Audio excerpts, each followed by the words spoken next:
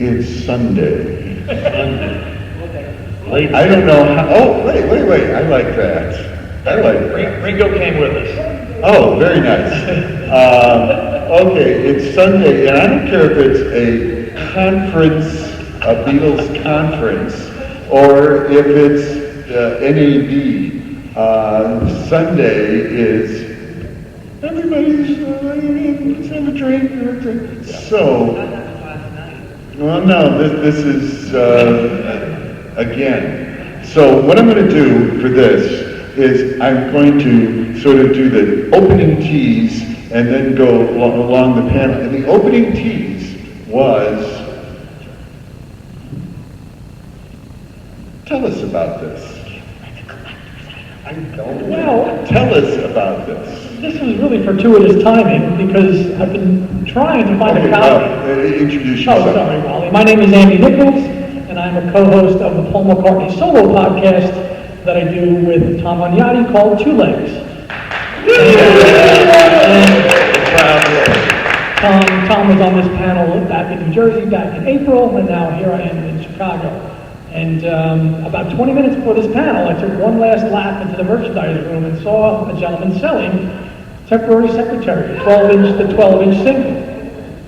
And it's been on my collection list for about 20 years, probably more, and slipped through my fingers. And here at the last night of the fest, it was right underneath my nose, and I just had to scoop it up. So that was this was the highlight of my weekend, one of them. Very. Okay, so, do you have any purchases thus far? I do, but they're all upstairs in my. That's fine. Just mention, introduce yourself and mention one of the purchases. My name is Alexanian. Some of you may remember me from 5 minutes ago. Yes, indeed. I do a podcast called Fans on the Run. And my little show is this spiffy little number. Okay, very good. Next. Terry Crain did the book on them selling the Beatles merchandise. So I did a book on the 150 licensed items in the U.S. from 1964 to 66. The wacky stuff, the Ringo and all that kind of stuff. The bubble bath, all the really cool and wacky stuff that you still wish you had. So you could retire a lot earlier. But that's what my book is about, the history behind the items. And did you pick up anything today? You know what? The odd thing that I pick up, really, is I picked up pictures. I mean, taking pictures. I go down to Jeff Augsburger's place down there with all his stuff, and I scanned his shelves and everything of what he's got. And there's a couple things that I had never seen before that need to be in my book. So while no one's looking, I'm taking a photograph of it so that someday, well, I'll tell Jeff we'll get it in the next edition. So we shouldn't tell Jeff? He knows. All right, He knows. just checking. Piers, did you get anything new today? Yeah, I love Beatle books, so I'm always, I like to think if I see something I really like, I'm going to buy it, especially if I meet the author. And, I get to chat with the person that wrote the book, or I maybe get a little bit of background on what their take is on the Beatles. And so I had a couple of really good books that will go back with me to Toronto, and I look forward to reading them. So, love that. Excellent. And speaking of a future collector's item. Yeah, so this brick, thick as a brick, is hopefully going to be out for the next fest, New Jersey, 2023. And this is galleys, right? Bound galleys? Yeah. So this is a future collector's item. Bound galleys. And I think Ray picked up some stuff right before he walked in the door. Well, why don't you share that with us? Well, it's in the works. Oh, okay. Don't want to jump the gun. We won't jump the gun on the shovel. But I constantly am looking for items, and I've been very lucky. Sometimes we'll find stuff on Facebook. hear about this first? Or? Well, no, go ahead. But no, I mean, collecting is a very, you gotta keep your eyes open. And that's kind of the key to it and find the right things. But the reason I'm here this year again is my second book on collecting the Beatle ads that they used for the trade magazines, for the albums and the singles. And put them all, this was the first one from 2018, and then this is from 1970 to 2021, right up to Get Back. And it's been a very nice experience. Half of this in my collection is probably, just tons of these ads and big portfolio pieces. And now I'm going to start at this end and work my way through. What do we learn about the group or the Beatles experience by looking at what the trade business publication world has had to say? Well, in terms of like how they were presented? Yeah, in other words, here's the deal. I know the Beatles. What do you know about the Beatles? Well, all I know is what I read or saw and experienced, and you know what? A lot of that was it. When I started doing the research for Volume 1, and I started collecting the BJ ads, and the Swan ad, and the Tally ad, one thing came right up there. They didn't show their faces. Oh, they did not. They were it took till after the explosion, almost before they were in an ad with the front of the album. And then, of course, misspelling their name, B-A-T-T-L-E-S. So once Capitol put their hairdo on that Beatles Are Coming ad, everything changed. And then, of course, Capitol posted the big ad of them, the Beatles Are Coming, and you can see right from that is when things really made a difference. The new Beatle headquarters. Yes, But yes. with that ad right there with the hairdo, BJ never had anything like that. Why they didn't show them, who knows? So it showed once they had some personalities for the kids to see. I think that's really what changed the advertising aspect of it. And could you jump over to the cover of the next volume, the rock and roll? And how that strikes me as one of those defining moments where the Beatles hated that. That's why I chose it. That was part of my decision. It was like, this caused a lot of controversy. People either loved it or hated it. And the colors, a lot of it was the colors of the cover. If you look at some of the other compilations after 1970, that was probably one of the nicer colors, believe it or not. I mean, if you think about it. One more question. I'm replicating the cover. I like that.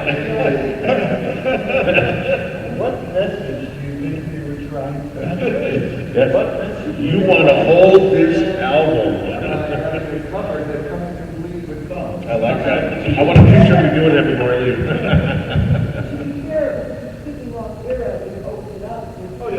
It was the Chuck Berry 1950s Coca-Cola That's why they glass. didn't like it. Yeah. Well, that's Okay, continue with the image of the Beatles and how the public understood them. Now we've got the business of merchandise. How did that help the public understand the Beatles? Some of the best ads, I think, are about the wacky items that were out in the U.S. I mean, some of the, I know some of the items are just really goofy and maybe not the quality made and all that, but the ads are just as cool. The ad, whoever wrote the copy for some of these ads, for the Remco dolls and stuff like this, I mean, the ads are just wonderful. You can just sit and read them all day and think, who wrote this stuff? But it's awesome because it's just part of the 60s. It's part of the mystique and the shtick that goes on about this kind of stuff like that. And so the ads for the items gives them a different, I think gives the public a different perspective than the records and all that. It goes, well, wait a minute, these guys are pretty cool because now they're a doll.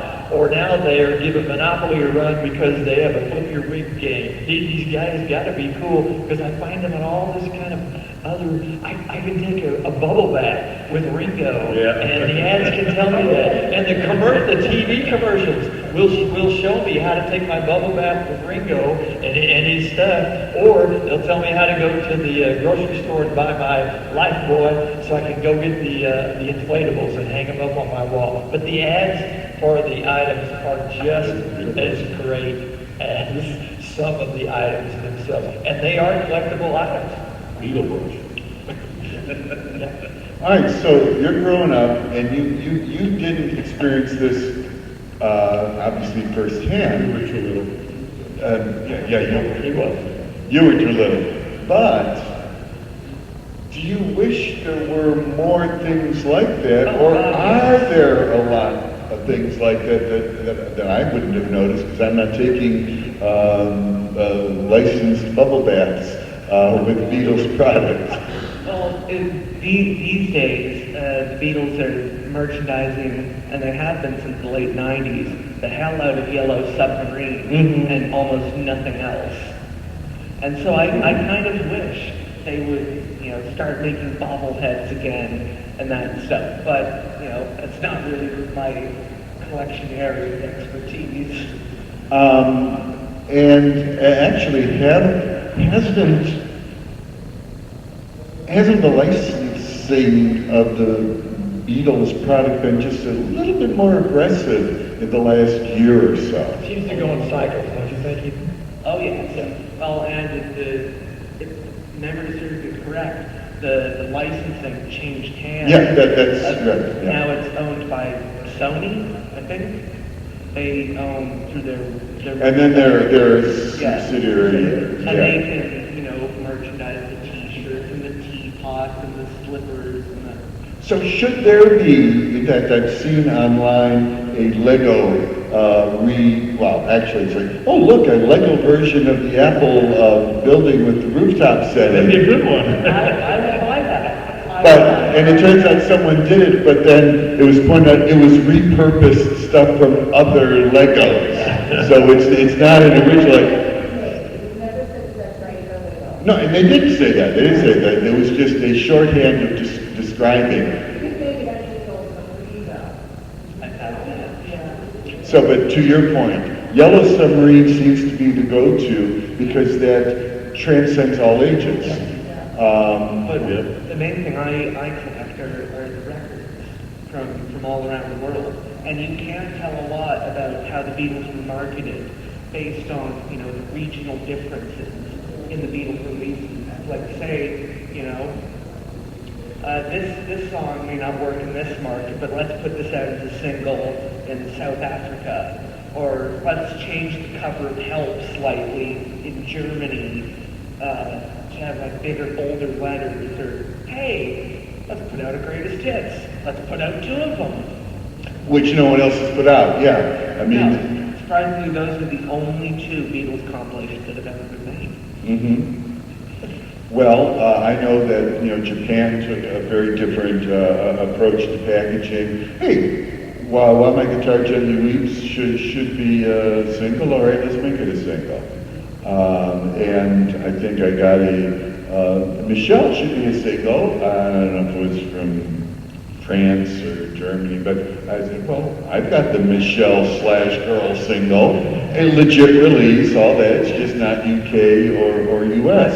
I have a theory that every single Beatles song, probably somewhere in the world, has been issued on one side of the 45. I don't know if I'd embrace it to that degree. On the other hand, how many of you folks as collectors remember, didn't Capitol have a run of colored vinyl, uniquely single couplings? What, the circulation of 3,000, I don't know, whatever the circulation was. And I think I got 2 batches of it. So, I think that's enough. 1994 and 1995. Yeah. And so it was like, well, they should have been singles. They're jukebox singles. Jukeboxes. What would those be? See, and it was a bad marketing strategy because it has on the singles for jukebox It's only. It's like, well, damn, I guess I can't buy the singles then. Yes. This is bootleg contraband. Two more slices of, I know your weekend was made with this. What else would you like to share in terms of vis-a-vis? Yeah, well, you're right, so. But I couldn't justify because I didn't have like that much money with me. That's called snooze and lose. That's right.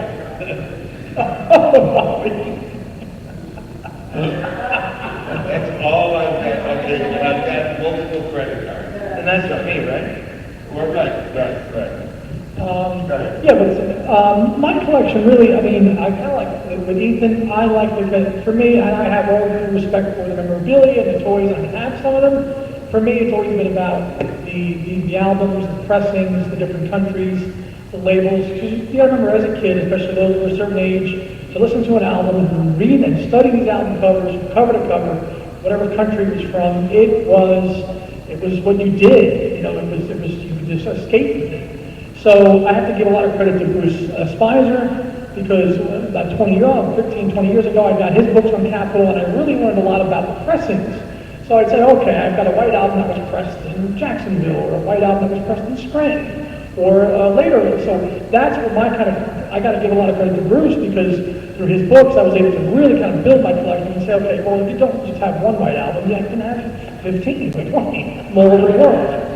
Yeah, so that's really kind of where I started to build my collection, and you know, I've been collecting albums. I'm 41, so I'm kind of in that weird.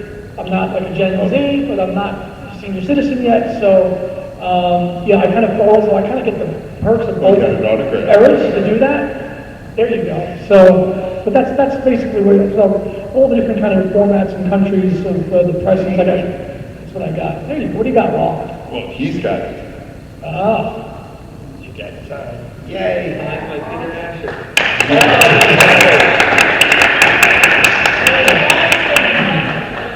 I have to say, can everyone in here give a big round of applause for my mother?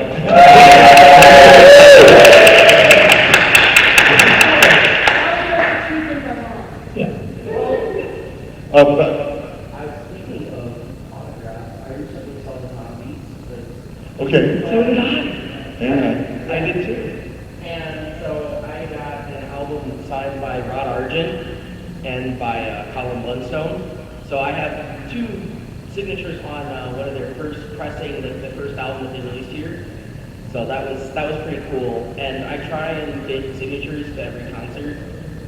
Like when I saw Yes. And actually one of the cool things is that was like one of the final shows that Alan White had attended. And I got his signature. And then, you know, COVID happened, so he didn't play. So I think I got one of his last signatures that he ever did. So just kind of cool that I was there for one of his final shows. Yeah. I'll show you how bad I am at this. I knew Peter Asher was going to be here. I live in Chicago. My entire collection is sitting on the shelf. Would it occur to me to pack up the different... I mean, I have that album on my shelf. I brought it with me from the magical land of Canada. Yeah. And it's like, oh yeah, that would have been a good thing to bring with me. Yeah, and but I wanted to, one more shout out to moms. Talk about collectibles. My mom, I was not in town. I was out of business. My mom saw an ad for this mail order, TV ad for this mail order thing, John Lennon Roots. I think Wally would probably like that, Paul. And there it is, comes in because Mom thought it would be a good idea to get a copy of it, order a copy, because I might want it. Yeah, thank you very much. Mothers are like that, you know. Not mine. Okay, I totally lost my train of thought, but I'm going to go here. I'm going to say, as far as collecting goes, Yes. blame the Beatles. Blame them for everything. Blame them for every single numbered white album. Blame them for every rare pressing and every different picture sleeve. But it's a beautiful thing, you know, so it caters to collectors, right? I asked a question about that. Take the mic. So, my question, Turn it on. My question about that is interesting because a lot of times when you've got things that are numbered or they make it collectible, right? Yeah. So like the 5 different covers of a DC comic or the McCartney 442 guides or colors of McCartney 3, but whatever. But isn't it interesting that at least in terms of the earlier collectibles, they sort of made them collectible, the bottom didn't drop out. You know, a lot of those other things, the bottom dropped out, they're not worth anything. But the goal here is to get a white album with the lowest number you could possibly get, it's more collectible. So I think it's interesting, I'd like to know what you think about the fact that unlike other purpose collectibles, the bottom never really dropped out of the Beatles stuff. That's because I think they originated this whole thing. So, you know, why isn't a white album number 20,000? I mean, it's equally as collectible as 2,831,000, right? Because they're one of one, right? What I find pretty fascinating too, and you talk about white albums, okay, that's 50 plus years old. But something as recent as the Wings Live box set, the Big Barn box, okay, that was about $400, and now you can't get it for, it's like $2,000. And that came out 4 years ago. Well, wasn't that, though, a case of a deliberately created collectible? Because I believe Mark Lapidus, he said, I tried ordering it, I couldn't get it. It was already sold out. The word of the day, kids, is artificial scarcity. Yeah, that's true. That's very 2 true. words, but that's okay. Artificial scarcity. Thank you, Roland. Yeah, because, and I think that may be part of the deal because for example, when DC Comics does like 5 different covers of a book, it's not artificial scarcity, there's tons of them, and they're not worth anything. It's different when it's like just a certain number of things and they are highly collectible. Right, versus something being mass, like obviously, there was a lot of more white albums that were available, they're just, Right, but that box, there were only a certain amount of them, Yeah, and right. if you didn't get one, you didn't get one. So it's different from then 500 covers of a comic book. Right. Exactly. And let me ask your expert opinion on, I would say, 2 examples of that instant scarcity collectible, and which one you think does hold value. The set of the Wings 74, which has, that's the source of getting the live tracks from their touring, and also get it in the big bus box and all. And the Egypt Station suitcase, checkerboard, backgammon, whatever the heck. Yeah, well. So, I mean, because that was limited edition, priced for collecting. I'm just going to say, I'll bet the Egypt Station didn't retain its value in the same way. I would be willing to bet that. I also will say personally, I'm not that kind of a completist, so I think it's lovely you want that record. I wouldn't necessarily be. I wouldn't be the person he would be who's competing with you for it. But it depends on what you want to collect. But I think some of it is accidental. Yeah. So I go back to Paperback Writer. I heard it on the radio. I wanted to buy the single. I went up to the store. There was a cubbyhole, brand new paperback, but it didn't have a picture sleeve. And somebody I knew got one with a picture sleeve. I said, where's mine? Well, there weren't enough to go around. So blame the Beatles, I'd say. Oh, and then back to blame the Beatles. I will echo one more, blame the Beatles. Looking at the charts, looking at what led to all of this was the consecutive releases of #1 singles and all. It created, I contend, this expectation, this false expectation. The Beatles released really good music. The really good music hit the top of the charts. A #1 song was a good song. Therefore, a song at #1 must be a good song. Therefore, and then you start projecting backwards, realizing that not everything that hits the top of the charts, not everything that's a success is necessarily any good. And what the Beatles helped create, was the expectation of excellence that happened to coincide because they were creating excellent material. It topped the charts. People bought it. Wow, that was a good experience. Let me get Napoleon the 14th. Oh wait, maybe that wasn't the same experience. I have to ask, because Terry, your book about the NEMS marketing, and originally Beatles fans were girls, and so I think, and not that women these days don't collect the audiophile stuff, because they do. But it's interesting because you said, Andy, you have some of the memorabilia, but that's not your thing.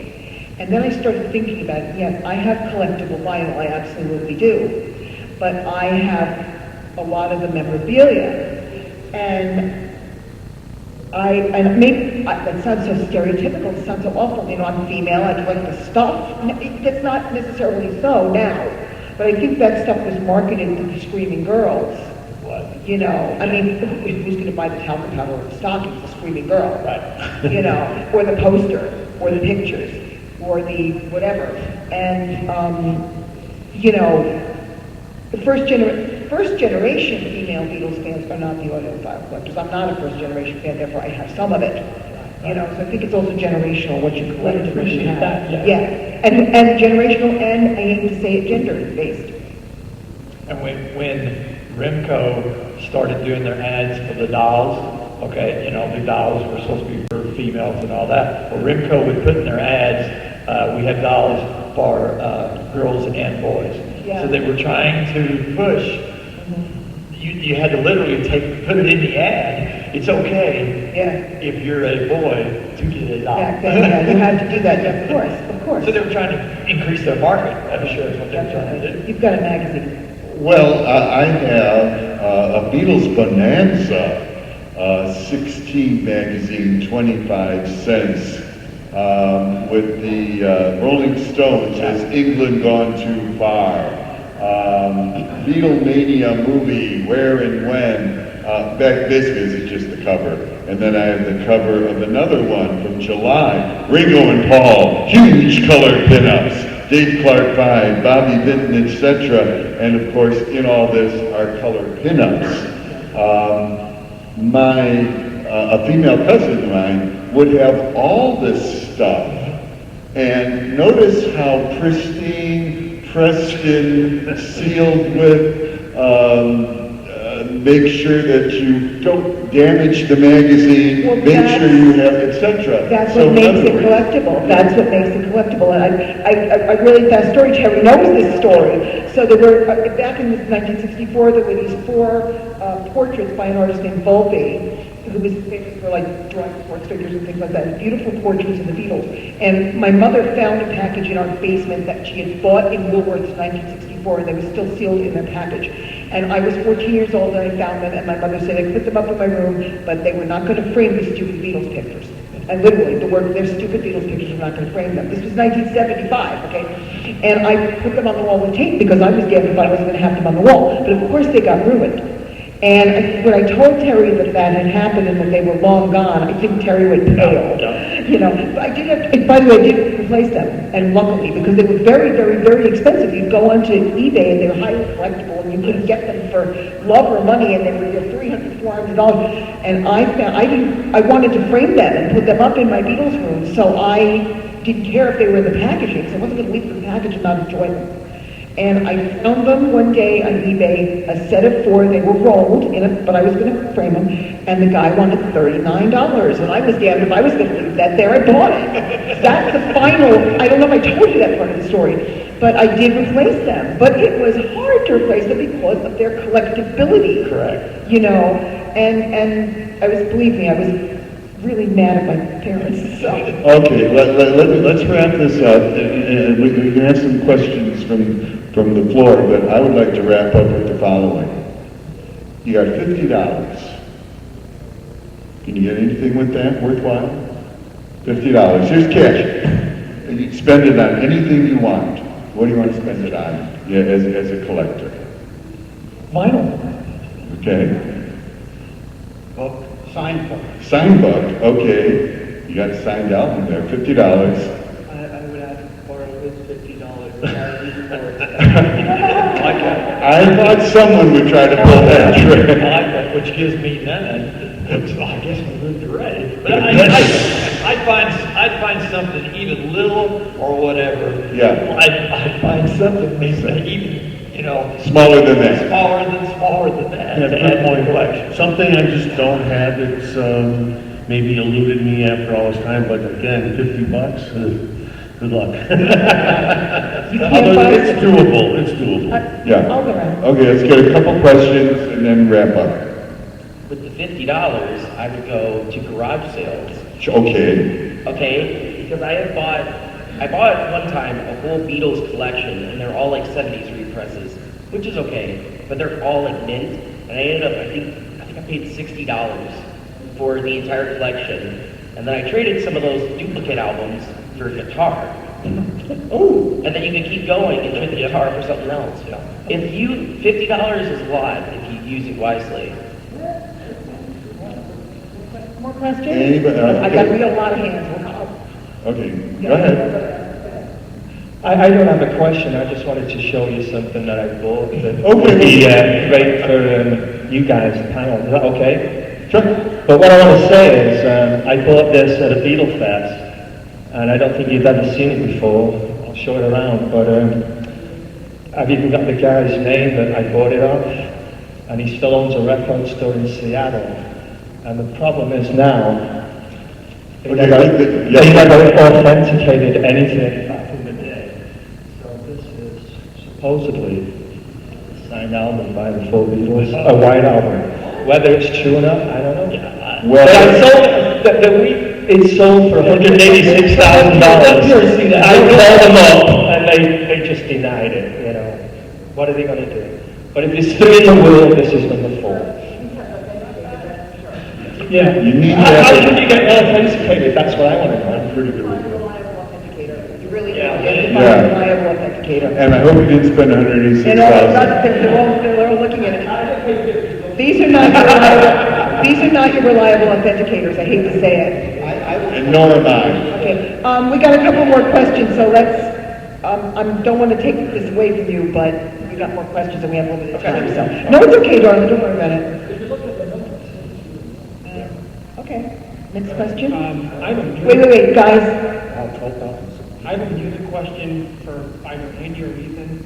There are only 2 McCartney songs. They're only on a B-side of vinyl, and that's Hang Glide on Press and Summer 59 on Dirty Red.